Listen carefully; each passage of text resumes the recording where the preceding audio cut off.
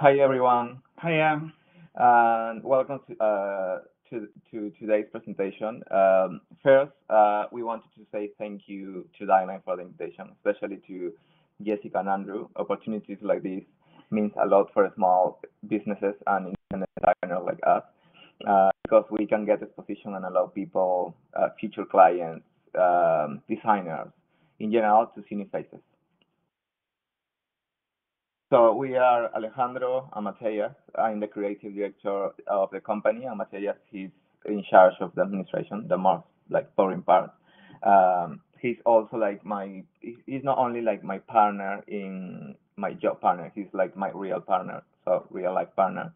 And he's here because he plays a really important role in the company, because we basically like all our clients now known as like for be like two people behind that our company, and he's also like that person who helps me with, I don't know, to have a connection with the real world when I'm like stuck in a project, and also when I need like other eyes to see if, I don't know, what is working or not. Okay, so we're going to talk a bit about ourselves before we get into actually looking at some of the projects. Okay, as you may know, Ali is originally from Lima, Peru. It's a massive city of over 10 million people. It's constantly growing. It's really busy and chaotic. And for those who actually haven't been to Peru before, it's a bit different to what they lead us to believe in kids' books and on in films. Peru is actually full of very tall buildings. It can be very modern in parts.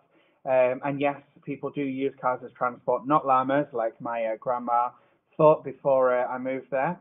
Another thing that Peruvians are generally quite well known for is kind of their creativity and problem solving.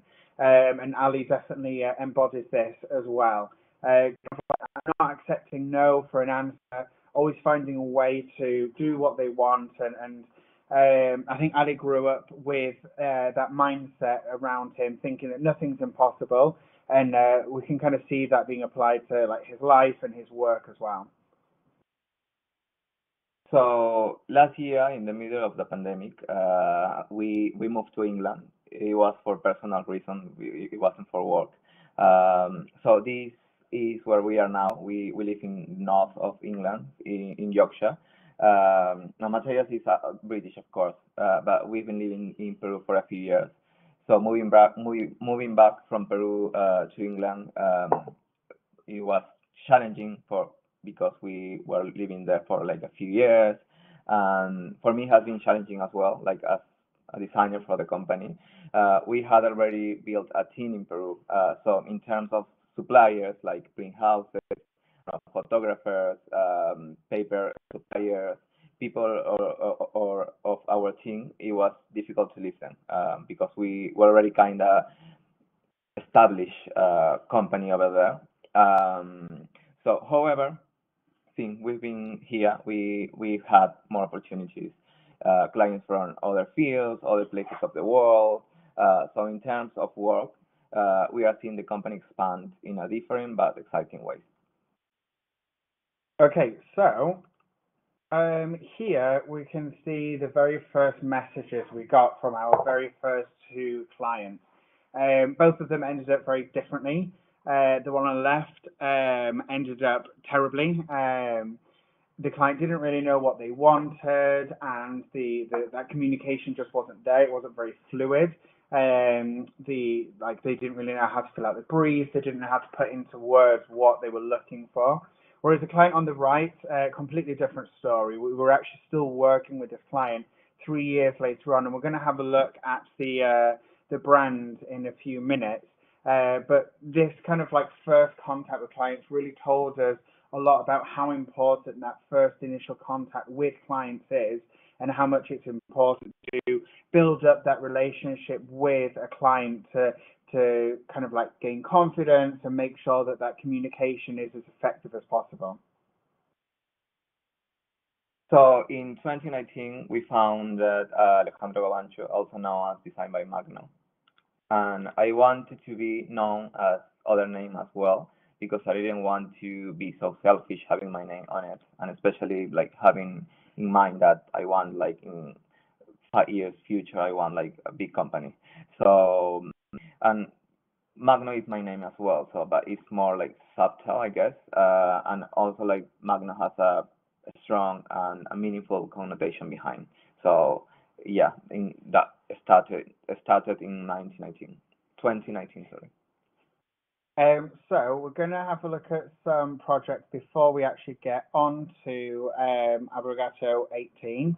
So the first one we're going to look at is THANKU Eyewear, and this is actually the same project as what I mentioned earlier when I was talking about the client that we're still in contact with today.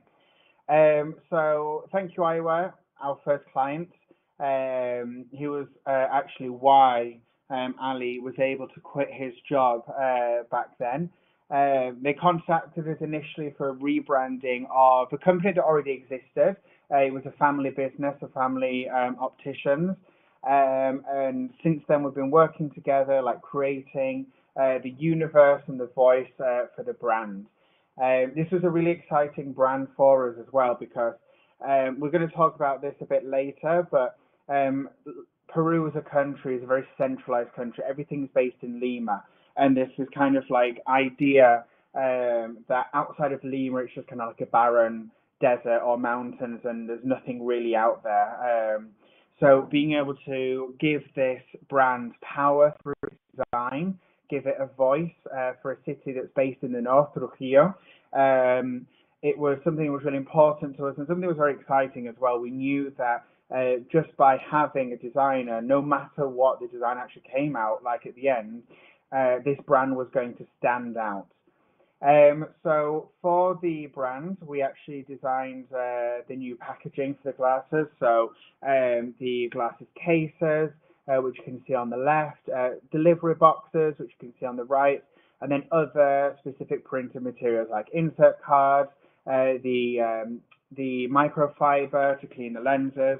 Everything basically. Yeah, so we really helped them down with every detail and even getting to choose kind of like the design of the glasses and which frames were chosen for their collection.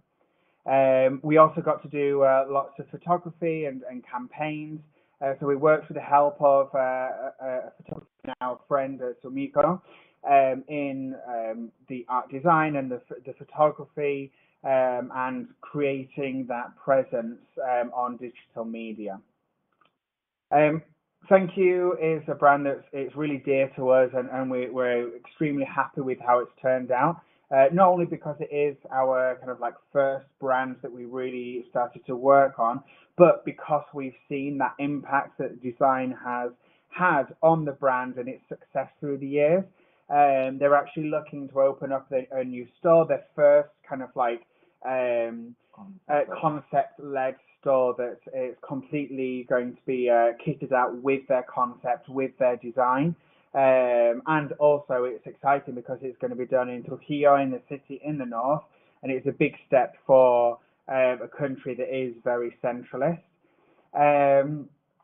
And yeah, we remember like the first time we met, to talking a bit more about kind of like our ethos when it comes to that client relationship. Something that we find really important and we are very proud of in terms of the way that we work is developing that client designer relationship right from the get-go.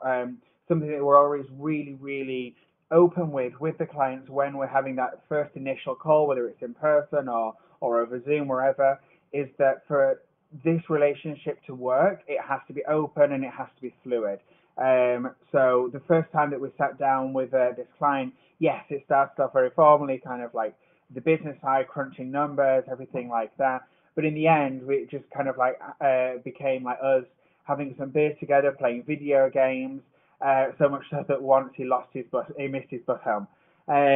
So that kind of like really initial client relationship is so important because at some point it is possible that things don't go right or things maybe don't come out the way that you expected it. So having that relationship and that confidence to work out those issues together and having that confidence to really say what you're thinking is key.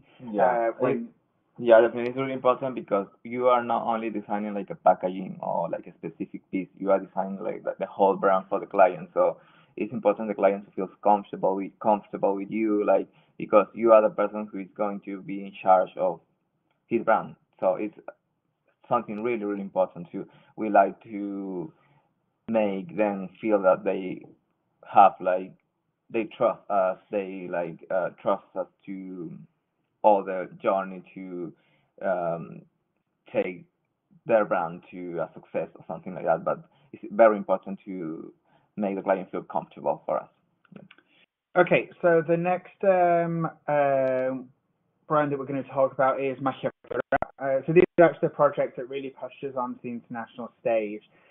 We were asked to develop their new packaging. So this is the second series of packaging made for the chocolate, and having kind of like Peru as the main inspiration, but avoiding those typical kind of like iconographies like a Machu Picchu and like poncho colors, stuff like that. So we looked at inspiration using like colors of the fruit and the flowers and the flora and fauna that come from the area where the chocolate is made. The project is also really closely linked to this idea of magic. So magia means magic, and there's a real story of kind of like mysticism and shamans behind the brand. Um, as well, the client is really well known in the chocolate world. He creates these chocolates in the shape of a leaf. It's quite definitive and quite kind of like unique in the chocolate world, and it's something that really kind of like adds to the universe of the brand. So this is another project that we wanted to showcase is the Now Chocolate. So this project is a full conceptual project, and everything was created around the butterfly, the now commonly known as monarch butterfly. And the rat has a strong connection with the owner. So every phase of the butterfly is a representation of the evolution that the client has had to go through to be able to found the brand. So we represent that concept visually in a packaging that has a lot of details, something that we are specialists in. It has like three layers, and it has like three layers, and each one representing the cycle of the caterpillar to become a butterfly. But they also create a ball impactful impact effect, so that the packaging stands out on a shelf full of chocolate. Because we wanted to do like the whole experience, we also create like this chocolate bar with meaning and linked to the concept. So actually, the size of the bar is the same size of wingspan of the monarch butterfly. This is another project. Is Machienga Tree to Bar, and this is we have worked in like a lot of chocolate brands, but Machianga is one of our favorite chocolate packaging projects that we work on. We love the fact that it was created to be sold in Cusco, where Machu Picchu is located. So their main target audience was tourists. So we had the chance of represent our ancestors being seen as Peruvian, but representing the actual Peru with a curated design, with a good sense of details, and a product that you can like buy, even like as a gift. We took inspiration of the Peruvian geometry, founded on the imperial city Cusco. So when you go through the like I don't know when you're walking through Cusco, you're going to find like this big and angular stone. And also like we took inspiration of the art of the Machinga community, that is of course like the name of the chocolate, but whose ancestor actually used to live in Cusco. So there is like a link between like every part of the project. So we create this pattern that let you see inside the product with a foil paper that covers the chocolate, and that was intentional. We did this to add gold details to the packaging, because basically that represents gold and the sun. And in the Incan period, gold was seen as a sacred metal sent by the sun, and the sun was their god by that time. And also, like when we were working on this like project, we already like had knowledge about print finishes, like materials and ecology materials. So we applied this um, new knowledge that we had to create this unique packaging. Not only for the shape, we like started, for example, instead of creating like a vertical chocolate bar, like we create like more like landscape format, um, but also like for their details. So we learned a lot of different fields because by that time um, I think we'd worked with chocolate so yeah, much by this point that we could have basically opened our own chocolate yeah, shop if we wanted. So luckily, new categories did start to appear, and yeah, that's what I'm going to talk a bit about now. So Starrytale is one of our newer brands, um, and it is actually Little Stardust, which is the mother brand to Starrytale, which is their kind of like cosmetic sure, and skincare range. Um, this has really been kind of like a dream project for us. There's been no kind of like setbacks, no real negative points. Again, that relationship with the client has been brilliant. Kind of like lots of brilliant WhatsApp conversations and WhatsApp stickers and gifts being sent. It really is one of those clients that you just die to work with. The only negative thing we could say about this was the time zones. So we were living in Peru when we first started with these. Peru is minus 5 GMT, and Hong Kong is something like plus 7, I don't something know, but like that. basically when we had like a conference call, we had to like do it really early in the morning, like 6 a.m. or I don't know 10 p.m. for us, Yeah. so it was difficult. Yeah, and we're really proud of Starrytale just because like the people behind it are so genuine. They're so kind of like motivated by what they do, and we get excited with them. So they've just opened their second shop in Times Square, Hong Kong, which is one of the most expensive areas, expensive shopping districts in the world. Those kind of things, and hearing that from our clients really gets us excited. So in these slides, we can see some of the photos from the first series of photos that we created with them.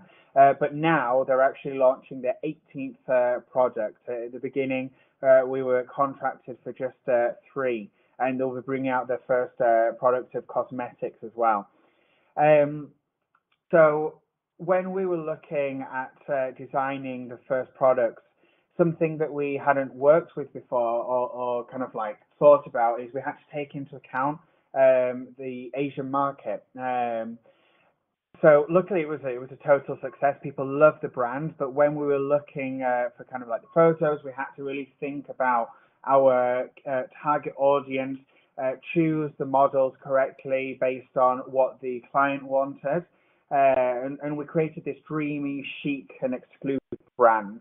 Um, Making the photos was a complete experience. We had to kind of like create all of these visual materials. We had to use dry ice and lots of kind of like flowers and things like that, all to fit that kind of like beauty profile of Hong Kong. And another really exciting moment was receiving a huge box of products. It's been complicated, but definitely well worth it. We have lots of fun working on Starrytale. So we're finally here. We're going to talk about Abrogatto 18, our star project. Definitely the project that's given the most attention online. We're going to talk about how like everything started with the client and kind of like what the next steps are for the brand and for the company. So yeah, Abrogatto is a client who actually came to us in the first year. Like we are working with this client like over like 3 years.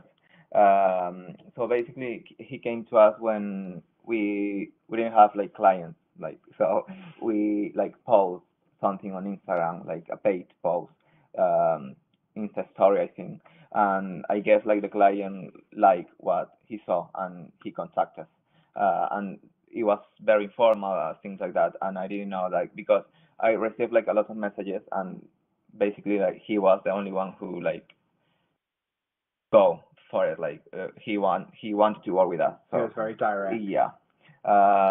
So this is the first photo that we had of the project. Like he already like had like this bottle. He wasn't sure 100% like if he wanted to like preserve like this chosen bottle, but I really like it, so I decided to like keep it because we saw potential. So we decided to keep working with that. And one of the first challenges of the brand definitely was the fact that Abrogatto 18 is a ready-to-drink cocktail, also known as RTD, and they are not really happy with that definition even now. Like they don't want to say that they are RTD, and this is how ready-to-drink alcohol looks in Peru in our local market. This were our competition while we were doing the research of the brand. So some of them like that look really good, but in general, like people have a really like specific, um, I don't know, Specific ideas. connotation or idea of what a ready to drink looks like. And for example, like Avocado, they don't use any number as an ingredient. Like everything is clear and you can like identify like every ingredient. But with this competition, like all of them like have, I don't know, codes and numbers, so it's all artificial. So the first challenge for us was to change that mentality and shift that people already had of what a ready to drink cocktail is. So yeah, we and it was like 100% change for them because we even had like a different bottle. Everything was going to be different. So we started for them for that. Okay, so the first step was to create a name, something that would really represent the identity of the brand and represent the history of the classic cocktails. So we realized that we had to create a name that sounded kind of like cool. It was easy to remember, easy for like Spanish speakers to pronounce it, but then also available to maybe go more worldwide. So kind of like having to juggle both English speakers and Spanish speakers. The client originally came to us with the word derogado in Spanish, which means to abolish. There was an interesting connotation behind it, and I'll explain that in a second, but we didn't love it because it had kind of like more of a negative connotation. And again, with it being so Spanish, we were wondering whether it would translate to Anglo cultures. Um, the kind of like idea behind this derogado is that the Amendment 21 abolished Amendment 18, which prohibits the manufacture, sale, or transportation of intoxicating liquors. So we knew that Abrogatto would be selling like classic cocktails, something like lots of them originate from Italy. So we actually changed the language derogado to Abrogatto in Italian. And then we added the 18 for the Amendment 18. And that's how the name was born. And to kind of like strengthen the idea, we created a logotype as the first element. And once we had all the letters like modified and worked, we decided to play around a bit to exaggerate certain details. Okay. So first thing that we did was to add a T to the logotype to, I don't know, to make it more like Italian because a lot of words in Italian like have like a double T. So that was the first thing that we did. Once that we had like the letters work and modified, So the second thing that we did was to put the number 18 in superscript, like a chemical element almost. And that was because the product is handmade. So actually the owner is like a scientist for us. Their work space, like where he produced all the like products and Negroni and different like cocktails, looks like a laboratory, and we wanted to represent that as well. So this was the final result. We created a logotype like more stylized, more also versatile and unique because we work on like every letter and we modify like every part. So after we knew that the name itself had a negative connotation, um, we knew that we were dealing with a brand that doesn't stick to the roles. Like it was like a rock star. And before starting with the packaging, the idea of having like all paper as an inspiration came because of the origin of the name of the brand, and the name are too related to laws from the 1900s. We add like a bold vintage touch to the label. That actually was a detail that went well with the bottles. So we, of course, like because we already had like the bottles, we were able to try different like I don't know formats, shapes, and things. So this is something that we actually have never shown before anyone to, not even the client. So that was our first graphic exploration of the label, and we made that because when we met the client, he told us that he loved our Magia Piura project and other projects that we work using a lot of illustration and color. So and we also were like used to work with collage and like bold graphics. And actually, he had an initial idea of using an illustration made by a local graffiti from Peru. Um, so I think that we had stuck on our mind at first, like that we wanted or we were like thinking on working on something like that, like collage or illustration. So we try to do something based on their personal taste, I guess. So happy in the middle of the design exploration, and after overthinking a lot, we didn't think that we were doing something that respond to the client's brief. It was more an instinct to make the client happy for something that we already knew that he would like. So our strategic side came out, and after a lot of exploration and an exhaustive research of typography, because that was like the key element for our uh, current design, the version that we know today was born.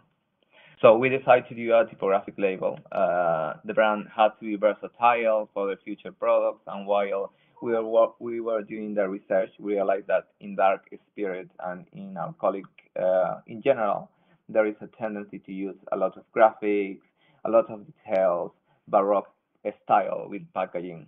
So we wanted to do something more unique, clean, but at the same time smart. A product that goes well with the bottle that is actually like really really small, like it's like that. So the most difficult part was the research like of the fonts, of course. um, so we had like a vintage style in mind, but the only way to achieve that successfully was to find the right font combination and then design everything in a way that creates a nice natural like hierarchy and order for every element. So that was like the challenging in terms of design. Like we needed to like find that typographies and make sure that like the first thing that the client is going to see was like Negroni, things like that, and then like choose that carefully like every element and font and print finishes. So to complement the main label, that is the red one, and to create an even more unique system of labeling, um, we add another label that would also help us to identify each product. So in that label, like we can see like the number one. So we assigned a number for each product, and Negroni, of course, is the number one. And this label also serves as a function, and it works as a safety label. So it's like a security seal. This is a 3D render of the bottle with the approved design. So we had like everything approved. So we decided to. That was important, like part of the work, the project as well, because before like we decide to, I don't know, print the number one in foil, we had to make sure that it was going to work. So the 3D definitely helped us to see, I don't know, because we try, of course, I don't know, put in like the Negron in foil instead of the number one or instead of the that circle stamp, but it didn't work. So we already had like this 3D like approved, and it was time to pass to the next phase. That it was like the production. And definitely, I don't think that the product will have the same impact if, for example, I had put the name in foil, as I mentioned, instead of the stamp. So we managed to select all the print finishes based on our previous experience with other packaging.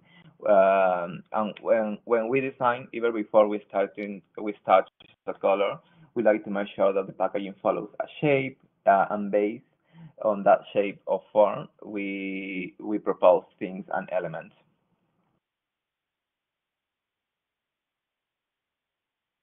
So, one of kind of like the once we'd had like the design approved, we started with the production phase. So in Peru, we've got suppliers, we've got the print houses that work with us, but Peru doesn't actually produce its own paper. So that means that we have to rely on the stock of larger companies. So um, this ended up being a problem, especially over the pandemic. We didn't really have the full range of Nina paper products, which is a specialist supplier for labels for alcoholic drinks.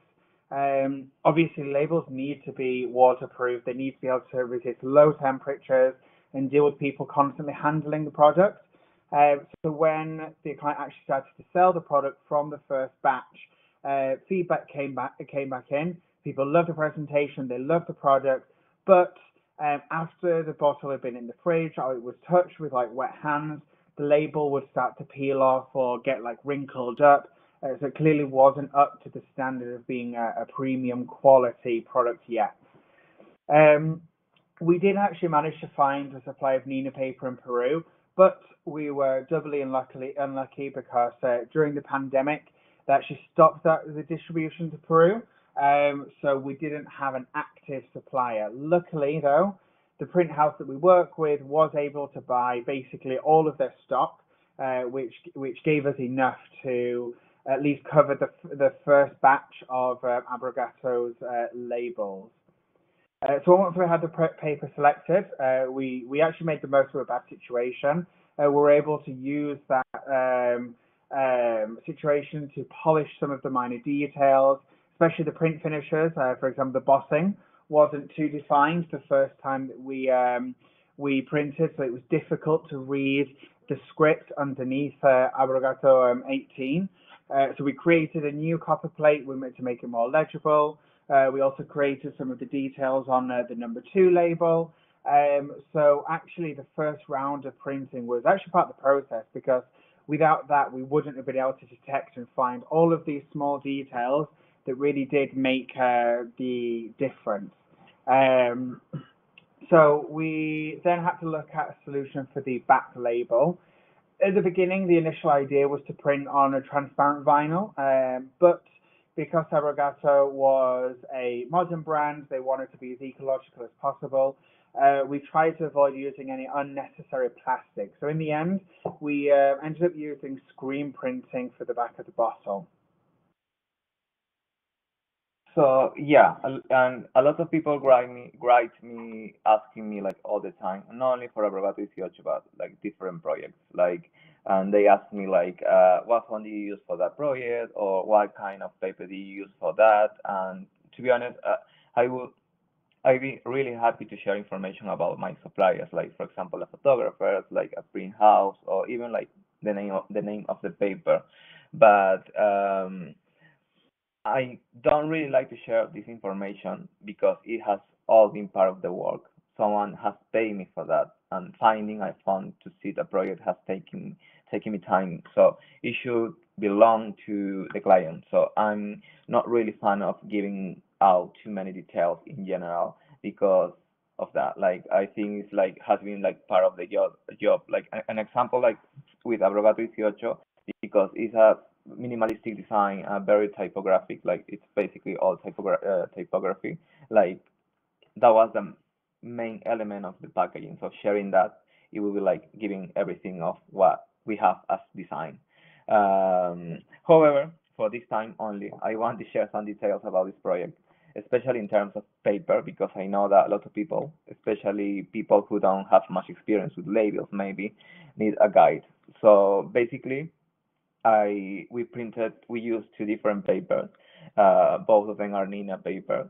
So I label like these two papers on secondary label and main label. So basically, I use the for the secondary label that is the green one. I use the Nina paper. Nina paper stay label number 8 digital value bright white 89 grams, and we use like foil there for the main label. It's also in a paper, but it's state label number 4, late white of 89 grams as well. And it's a paper that I really recommend it because, for example, for Abrogatto, we use a lot of print finishes. We use punch on colors. Of course, it's a print technique that requires like um, going through like a lot of machines, different temperatures, and we already like tried these new materials with customers. So we know that this material is really good if you want to like print for labels for alcoholic alcohol or even food.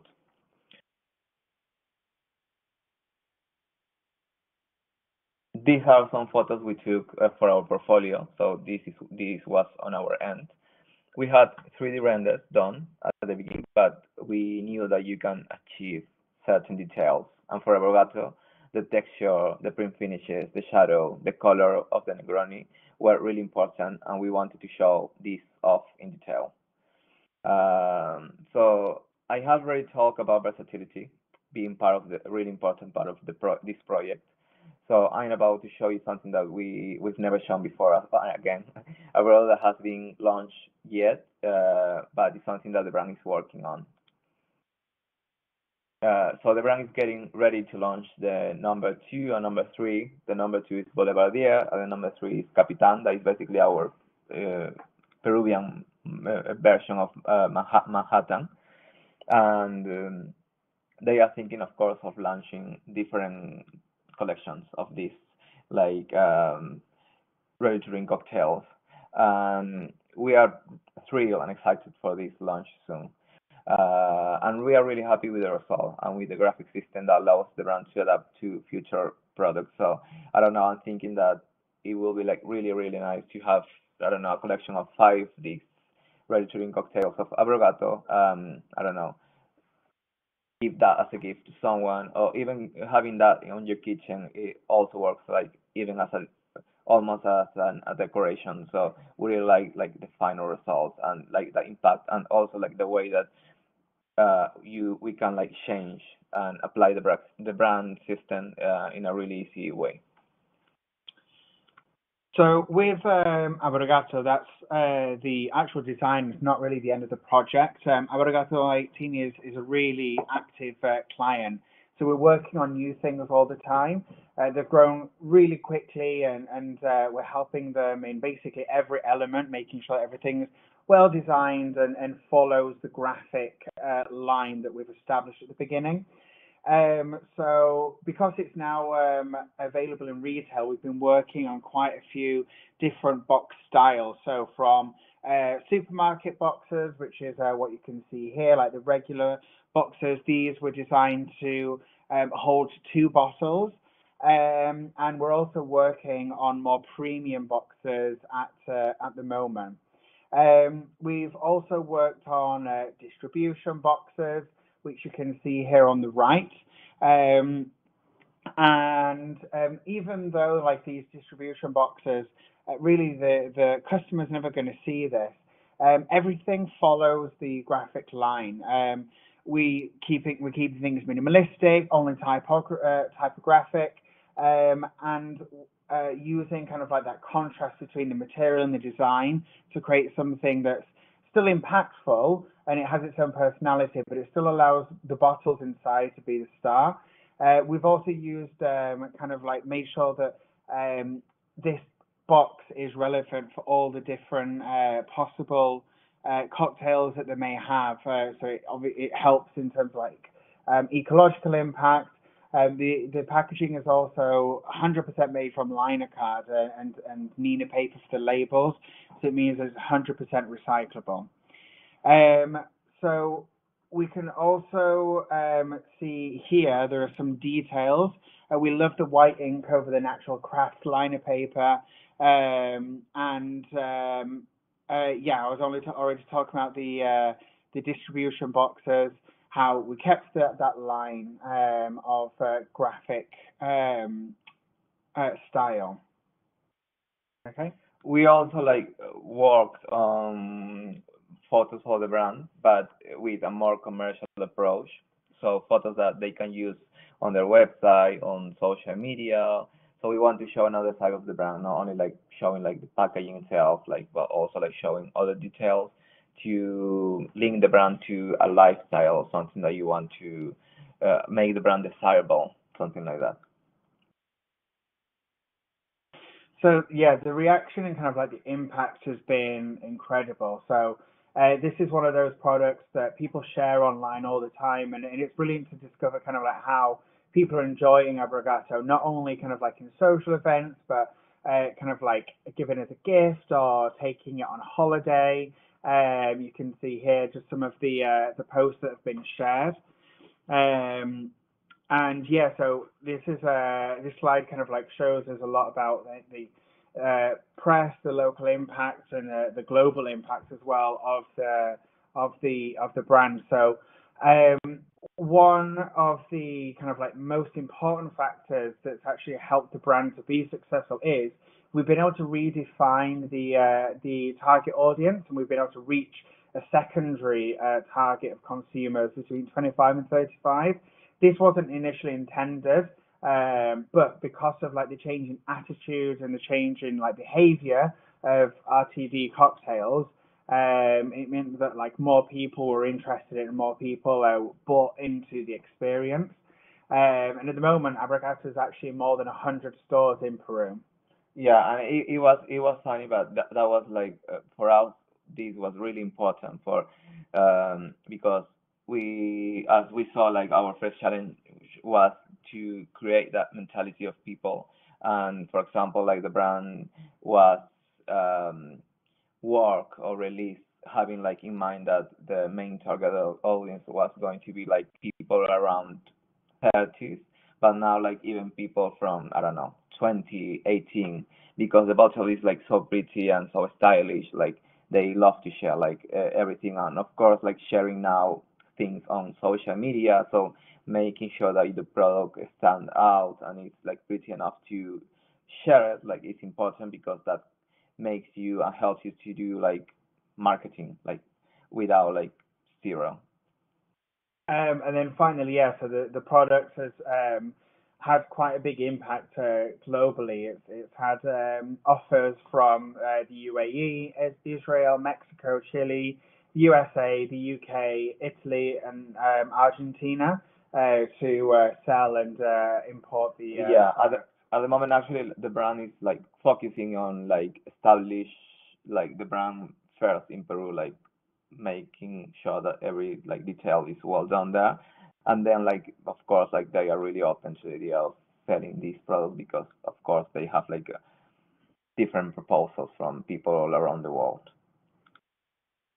So yeah, thank you immensely for listening to our presentation. We hope that you've learned something, got some insight into a bit more about like our design process, especially if you're a younger designer out there, kind of like looking for inspiration. Yeah, we really hope that you've enjoyed your time with us today. Thank you.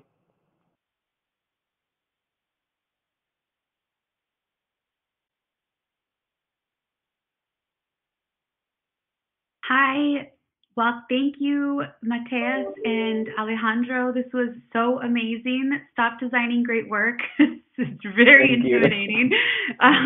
All of Thank your you. projects were so beautiful.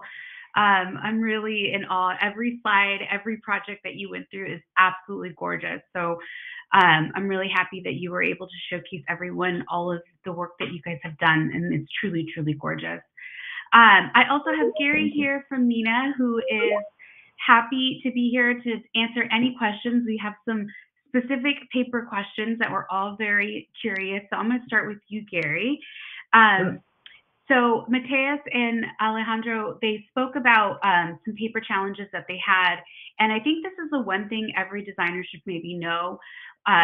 When working with food and beverage, there is the factor of it goes in the refrigerator, the elements of the environment, the wetness. So, what kind of paper do you recommend for us designers out there working in the food and beverage? And what does Nina offer for that? For those Sure. paper We specifically address that with this brand, and it's called Estate Label Papers. If I can post my email in the chat, and we can send you a swatch book, but it's got a nice selection of label papers that have a wet strength additive added to them. So specifically made. If you're going to put it in an ice bucket, you're going to put it in the refrigerator. It has these linkers in the paper that help block that moisture. So it still maintains the textural feel, the lovely surface, all the tactile experiences you would get. It prints beautifully, it die cuts beautifully too, as you can see. And then you can get it for a glue applied application or a pressure sensitive application too. So it's really the perfect match. And I saw there are people on here from all over the world. We distribute this product all over the world. So it's in South America, it's in Europe, it's in Asia. It's in the Middle East too, so you can get Estate Label anywhere. Oh, great. And how can someone get an Estate Label sample book? Because I know we're all going to want to request one. What I'll do is I'll enter my email in the chat, and please email me directly, and we'll get something to you. Great. Oh my God, that's so helpful. Every designer needs to know their resources. We depend a lot on our vendors, but sometimes it's great to have these types of things on hand. Thank you, Gary, for that. I really appreciate it. So some questions for our two presenters here. I had a really great question about the naming process. Naming can be really challenging, but Abrogatto 18 is a great name. How long did the process take for you to get to that name, and like how comfortable? Do you get really comfortable once the client signs off on it, or are you uncertain, or how do you go through that process, that branding process? Right, yeah. At the beginning, we didn't know how to feel about the name because it was a foreign in a foreign language. So like starting from there, like it wasn't like too strong for us. But like it's important to us and for like all designers to try to give a sense or something like that to the name that you have. If you know that it won't work like anyway, like you should try to change it anyway. But if you see like even like a little of potential there, like you need to like you can like find something behind it, like because like part of our work is to do a lot of research as well. So in that research you can like I don't know, learn new things about that and like try to include and link all that those like information to I don't know, make the names make sense, something like that. Like so yeah, at the beginning it wasn't like we weren't like completely like it took us quite a while to kind of like go through all of the process of like thinking of different names and then working with like the client to say, okay, does this work? Does this work? No. Yeah. So and the idea with Abrogatto was that the client came with a name. So and we knew that like the client was like entrepreneur as well, and he made like that like decision to create a name with another studio. So he already was like did like an investment in that. So we didn't want to like I don't know. We wanted to obviously like try and coerce him into kind of like going down a different route. Yeah. But obviously, Yeah. at the end of the day, it was his brand. He'd already paid for this, Yeah. so we didn't really know kind of like where to go with that. But luckily, he listened to our feedback. Yeah, and like just to like finalize like the idea, like that's when we decided to include, I don't know, like the double T or put like the AT in superscript. Yeah. Yeah. So that whole branding and the name, like I don't know. Fit together. Yeah, fit together home. Yeah. Great. I mean, I think the worst thing the client can say is no, but you got to try, right? Because you have this idea and you just want them to know that it's a really good idea. So, Yeah. and I think it's such a great name and incredibly proprietary. So, I really give a lot of kudos for that. And also, I'm pretty sure it must have been super challenging. It's part of the branding process that I'm sure a lot of designers get really challenged on, and especially convincing the client. So it's good to hear this process. I also want to thank you both for disclosing, one, the concept that you didn't show your client and you shared with us. I really, really appreciate that. And I also want to appreciate sharing the papers that you chose as well. I know that there's a lot of proprietary, especially with the design of the typefaces. So that is totally fine, but everything else that you shared is kind of just an insight on your process and how you design. One thing that I found really curious was how important it is to 3D render before choosing paper and printing techniques. Do you both do that in your process for every project, or was it just specific for this project? Right now, like happily, like we are still working with people in from Peru, so it's easier to us like have a connection with them. So we kind of have a workflow with them. So yeah, we have like this guy from Peru who help us. Like he can do like a 3D render because of course we need like his help like every time that we want to present something to a client, because it's easier to the client to visualize what we have in mind, instead of like, I don't know, like finding the perfect mock-up and like trying to modify everything, because that also requires time. So yeah, like at the moment, like for example, we like work with this guy, and like for every single proposal, like we create like a 3D render. Like he already know that when we want to present like a proposal, like the render has to be like white background, like really clean, but like with all the print finishes and things like that. And that also like it's easier for the client to see, I don't know, like if we want to include, for example, foil on the name or another place, like we can like change that easily, because he can do like adaptation from the main 3D, something like that. Yeah. And that links in actually to what someone asked as well, like how we managed to kind of like convince clients to go for those like maybe more costly print finishers. We saw a massive difference in kind of like client feedback and client initial impression from when we went to just kind of like basic mock-ups, basic like conceptual ideas, and actually showed them this kind of like 3D product. Because I think we also sometimes have to realize that not all of our clients are going to have that kind of like spatial like imagery. That not all clients can necessarily see what the end product's going to look like, no matter how much you kind of like try and sell them like with maybe like stock images of print finishers. It's just sometimes hard for people to understand that actually those print finishers, as some commenters said, like they pay for themselves in the long run, because they're going to end up having like a better impact. So by like directly showing that through 3Ds, it helps a lot. It definitely helps a lot to use 3D renders. Great, yeah, that's good to know. I think it's just so important to help give the client a visualization. And I thought it was so interesting that you were able to mock this up and make any changes 3D render wise. And I think that's just sort of the new process for a lot of people with their workflow. And it was great to see that in your presentation. So here's some questions from our attendees. Love that you stress the client relationship. Do you have similar deep relationships with vendors when you are choosing materials and production details? Yeah, so we were talking about this, and actually, we do have a really, really good relationship with our printer and also other kind of like outsourcing as well. So kind of like the guy that we're talking about with the 3D renders and photography and the print house. We're lucky in the sense that we started business in a culture that very much kind of like promotes being very close to whoever you work with.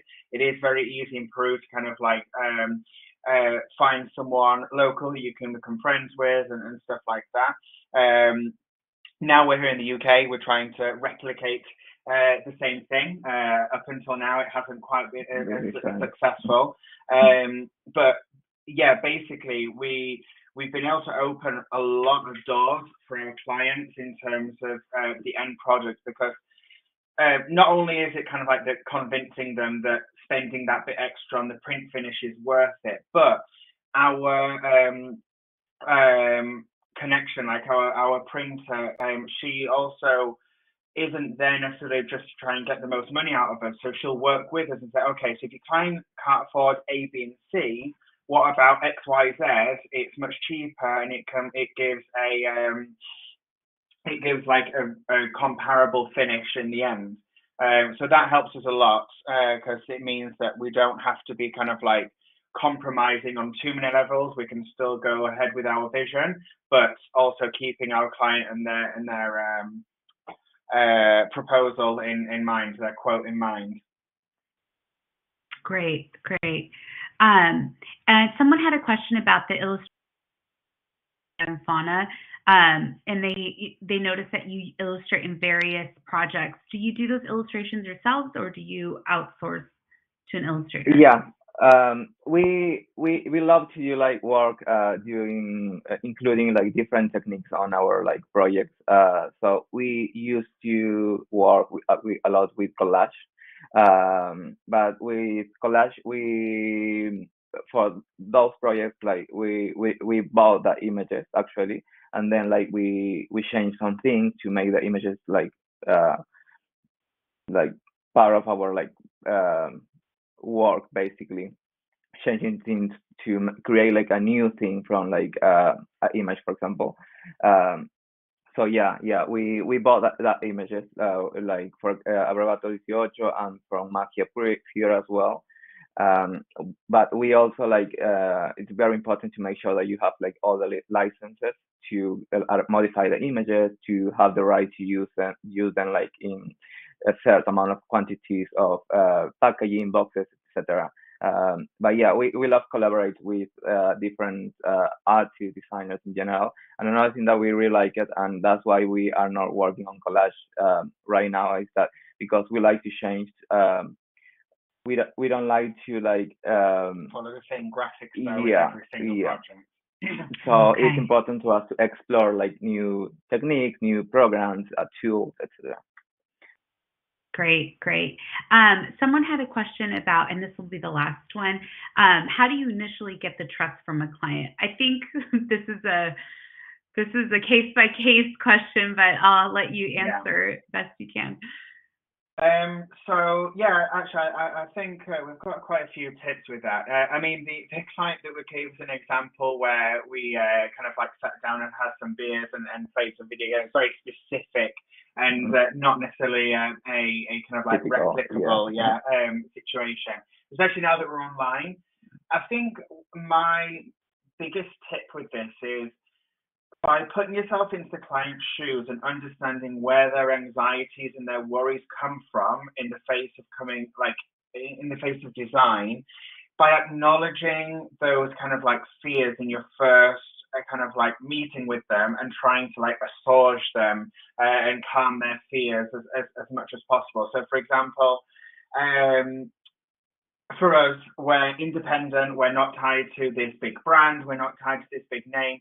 So for a client to just hand over this large sum of money, which for some clients is difficult to understand anyway, that lots of clients don't understand that relationship between design, experience, and cost. It's important to kind of like get them to understand that You're not just going to run away with their money. You're not just going to randomly take their money and then delete them off email or block email, which is very possible. And it's something that lots of people kind of they are scared of. So one thing, we always make sure we set up a WhatsApp chat. We do establish, obviously, there are out of hour times and stuff like that, but we get the client to understand that, like, they can write to us whenever they want. They won't necessarily get a response whenever they want, but they can write to us whenever they want. We will be there one-on-one with them. And obviously that's easy for us as just a duo. We generally tend to only ever work on 2 projects at a time, so we can dedicate that time to each individual client. But even if you are a bigger company, I think just like being human, in a sense, like showing that like you are human and that you understand that, yes, like they are a bit worried, like it is a bit scary. Lots of clients are coming to us after seeing 2, 3, 4 designers, and they're not wanting, they're scared of handing over that money again. So I think just kind of like trying to find a way to get the client to understand that you understand the situation that they're coming from. We at the end of the day want to give them a project that they love, because and one thing that we've been talking about with our clients as well is we also don't want to hand over something that we're not proud of, because yes, at the end of the day, like, okay, you might give us the initial like money and stuff like that, you're paying our bills, but we've also got to think about sustainability. Like we want to give you the best product. We want to give you a design that can go on to a world stage, because at the end of the day, that's going to pay dividends for us as well, because we can use your product for our like brand book, and we can use it for portfolios. So kind of like, again, entering into almost like non-formal contract with the client that this is as important for you as it is for them. I think that helps a lot with client relationship, and especially the trust. Especially that trust, like when they know that you are getting just as much from this as they are, I think it can help break down those barriers, especially when it's online, because it is. When it's online, it's so much harder than when you're meeting up in a cafe or even just like a face-to-face meeting. It's very different. That's such great advice. I mean, things have really changed to online, and we've all have to adapt, and that was just some great tips, and I really appreciate you giving us that insight, because yeah, things are just constantly changing nowadays. I want to thank you. I cannot thank you enough. I can't thank the projects, everything that you've presented today. Is it okay if I share your Instagram on the chat if someone wants to of course. Send you a direct message? Okay, I'm going to put it in the chat. You can follow them on Instagram at Design by Mango. Sorry. Yeah, I'm on Mango. Okay. It's not Mango. It's not Mango, guys. Okay. Just follow them. If you could get into direct message if you have a question that wasn't answered. I'm sure Alejandro and Mattais would love to answer that. I want to thank Nina and Gary. Oh my gosh, what wonderful advice on like food and beverage. His email address is here in the chat, and you just got to copy paste it, and they'll send you a sample of the paper samples from estate papers. So please take advantage of that. That's really great. So again, this will be on demand in about an hour. So if you missed something, you can watch it later. And again, I really, really appreciate it, the both of you spending your time and disclosing all of this to us. I'm so incredibly thankful. So thank you again, and have a wonderful rest of your day, everyone. Thank you so much. Thank you for the